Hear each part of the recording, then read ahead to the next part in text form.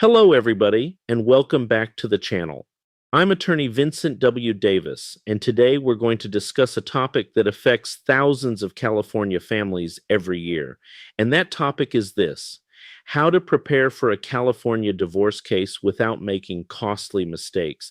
Now, if you are thinking about filing for divorce, if your spouse has already filed, or if you're somewhere in the middle of the process, this video is for you. Divorce is not just a legal proceeding, it is often one of the most emotional, stressful, and financially significant events a person will ever experience. And unfortunately, many people make decisions early in the process that hurt them later. They fail to gather records, they communicate emotionally, they hide assets, they ignore deadlines, or they walk into court completely unprepared. Today, we're going to talk about how to avoid those mistakes. We're going to discuss California divorce law, family court procedures, evidence, financial disclosures, custody issues, property division, spousal support, and what happens if you disagree with the trial court's decision. Most importantly, we're going to discuss practical steps you can take to protect yourself and your family. So let's begin. The first thing you need to understand is that California is a no-fault divorce state.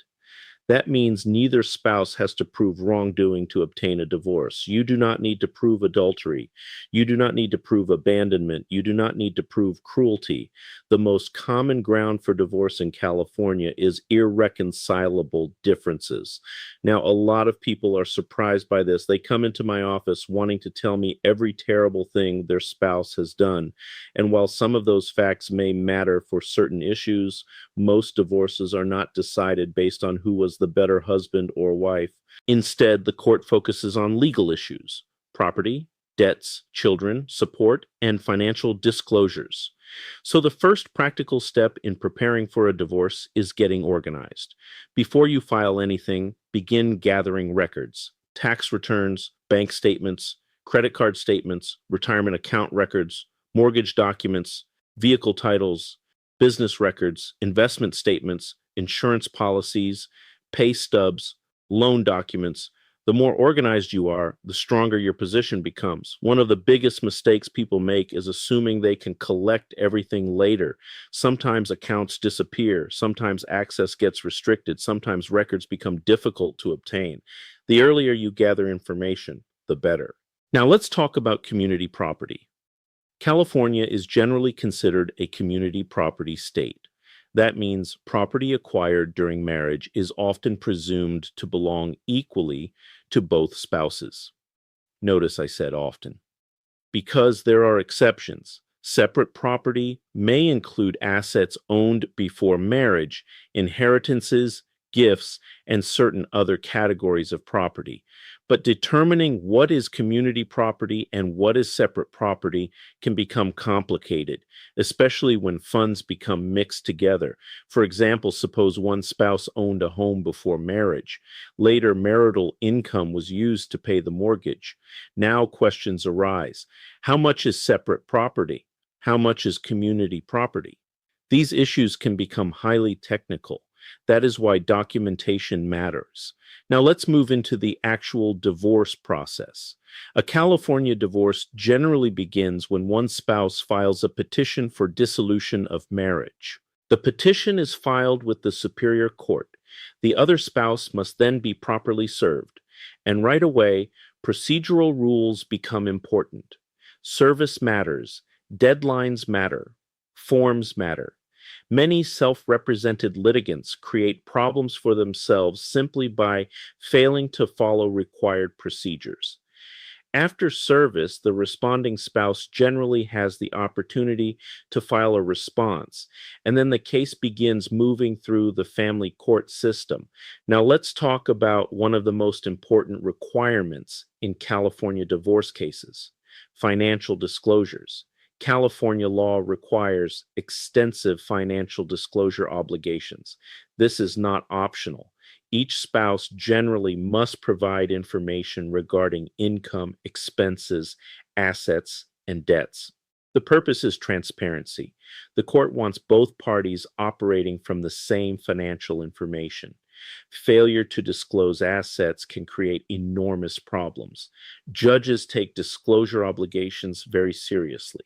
And in some situations, undisclosed assets can result in sanctions, attorney's fees, or other consequences. Now, let's talk about child custody because for many parents, this is the most emotional part of the divorce. California courts generally focus on the best interests of the child, not what is easiest for the parents, not who is angriest, not who files first. The court examines factors involving health, safety, welfare, stability, and the child's overall well being. One mistake I see repeatedly is parents turning children into messengers or using children as weapons in adult conflict. That almost never helps. Family court judges want to see parents who encourage healthy relationships with the other parent whenever appropriate. Now let's discuss temporary orders. Many divorce cases take months or even years to fully resolve. During that time, immediate issues often need attention. Who stays in the house? Who pays certain bills? What is the parenting schedule? Is temporary child support needed? Is temporary spousal support needed? California courts can issue temporary orders while the case is pending, and preparation for these hearings matters tremendously. Judges often make important decisions based on the evidence available at that moment. Now let's talk about evidence. Family court is still court. Evidence matters. Documentation matters. Credibility matters. A lot of people think they can simply tell the judge what happened and everything will work out, but courts want proof. Text messages, emails, photographs, financial records, school records, medical records, witness testimony, calendars, timelines, documentation. The stronger your evidence, the stronger your case. Now let's discuss social media, because social media causes problems in family law cases constantly. People post pictures, comments, videos, vacation photos, new relationships, arguments, threats, and then they are shocked when those posts become evidence. Assume that anything you post online could eventually appear in court, because sometimes it does. Now let's discuss spousal support. Many people refer to this as alimony. California courts consider numerous factors when evaluating support: length of marriage, income, earning capacity, age, health, marital standard of living, and other statutory considerations. Support issues can become highly contested because they directly affect finances for years. Again, accurate financial records become critical. Now, let's discuss settlement. Not every divorce should go to trial. In fact, most divorces eventually resolve through negotiated agreements. Settlement can save time, money, stress, and emotional exhaustion. But settlement should be based on informed decision making, not fear, not pressure, not incomplete information. You need to understand your rights before agreeing to anything. Now let's discuss discovery. Discovery is the legal process used to gather information: interrogatories, document requests, subpoenas, depositions, financial investigations. Discovery becomes especially important when one spouse believes assets are being hidden or income is being underreported. And yes, hidden assets become an issue in some cases: business interests, cash income, undisclosed accounts, cryptocurrency, investment accounts. Discovery helps uncover information. Now let's discuss credibility.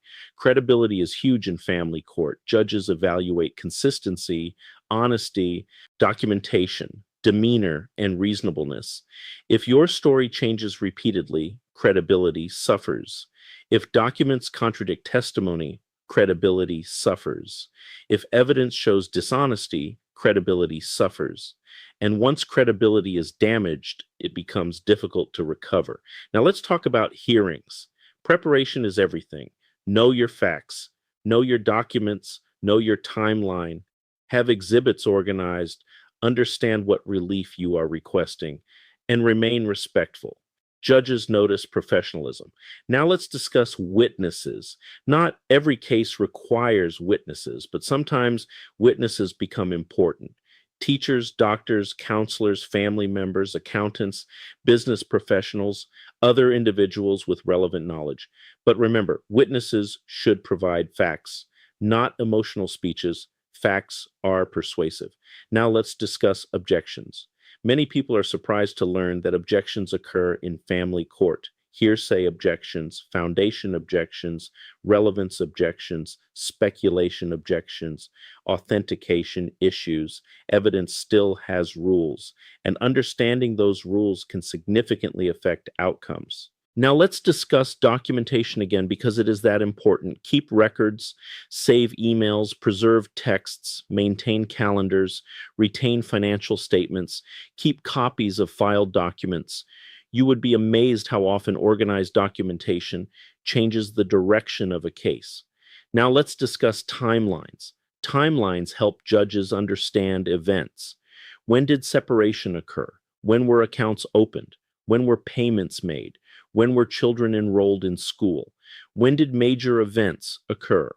Chronology creates clarity, and clarity helps credibility.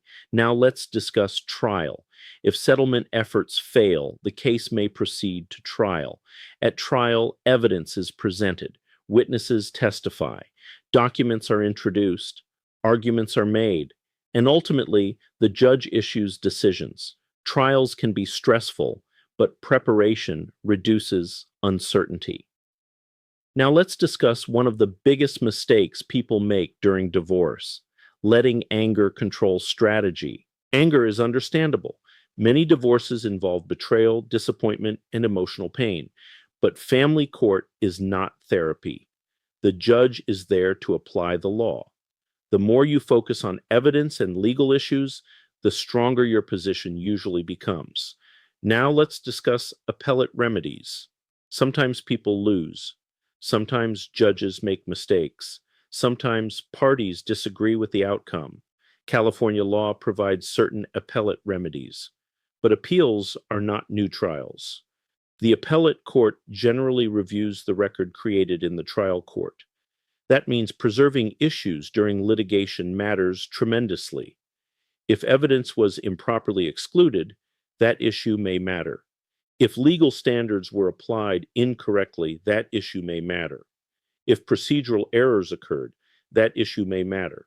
But deadlines for appeals are strict, very strict. Missing an appellate deadline can eliminate important rights. Now let's discuss post-judgment modifications. Some family court orders can later be modified. Child custody, child support, sometimes spousal support. Circumstances change. People relocate. Income changes. Children grow older. New facts emerge. The legal system recognizes that families evolve over time. Now, I want to speak directly to anyone watching this who is going through a divorce. I understand this process can feel overwhelming. You may be worried about your children, your finances, your future, your home, your retirement, your stability. But one of the best things you can do is become informed. Understand the process. Understand your obligations, understand your rights, and make decisions strategically rather than emotionally. The people who generally do best in family court are not necessarily the loudest people. They are often the most prepared people, the people with organized records, the people who understand deadlines, the people who preserve evidence, the people who stay focused on long-term goals rather than short-term emotions. Now, as we begin wrapping up, I want you to remember several important things. First, preparation matters. Second, documentation matters. Third, credibility matters. Fourth, understanding procedure matters. And fifth, your decisions early in the case can significantly affect the outcome later. If you are facing a California divorce and need guidance, education, or representation, we are here to help. Call us at 888-888-6582. Visit our website at www.vincentwdavis.com. Visit our YouTube channel, Davis Divorce Lawyers. You can also schedule a consultation online at www.vincentwdavis.setmore.com. Thank you for watching. I hope this discussion helps you better understand how to prepare for a California divorce case and avoid some of the most common and costly mistakes people make. I'm attorney Vincent W. Davis, and we are all in this together.